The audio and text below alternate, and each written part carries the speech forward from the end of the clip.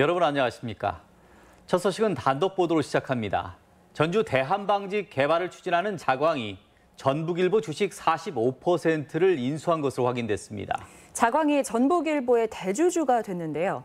대한방직 개발 문제로 특혜 논란을 몰고 온 업체가 도내 최대 일간지까지 인수한 셈이어서 여러 논란이 일고 있습니다. 박찬익 기자입니다. 지난해 10월 전주 대한방직 부지를 1980억 원에 사겠다며 계약을 체결한 자광. 올 4월에는 대한방직당의 대대적인 개발 계획을 발표하고 나서 특혜 논란의 중심에 서 있습니다. 그런데 자광이 도내 최대 일간지 전북일보의 대주주가 된 것으로 확인됐습니다. 자광 측도 인터뷰에서 전북일보 주식 45%를 매입했다고 인정했습니다. 매각 대금은 모두 45억 원입니다. 먹튀 아니냐, 타지에서 왔다 이런 얘기를 좀 저희가 많이 들어서 이 지역에서 좀 더 하루라도 빨리 정착하고 이 지역에서 성장하고 싶은 어떤 의지. 자광이 전북일보 관련 재산을 인수한 것은 처음이 아닙니다.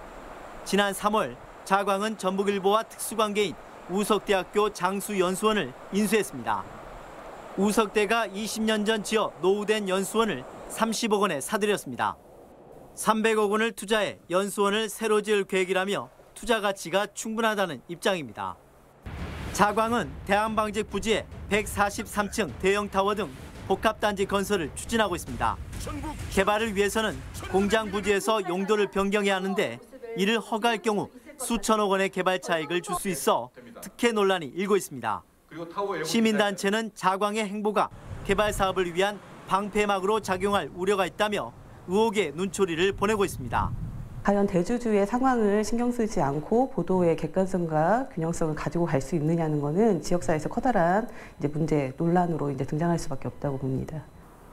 자광은 전북일보의 보도는 물론 경영에도 개입할 의사가 전혀 없다고 주장합니다.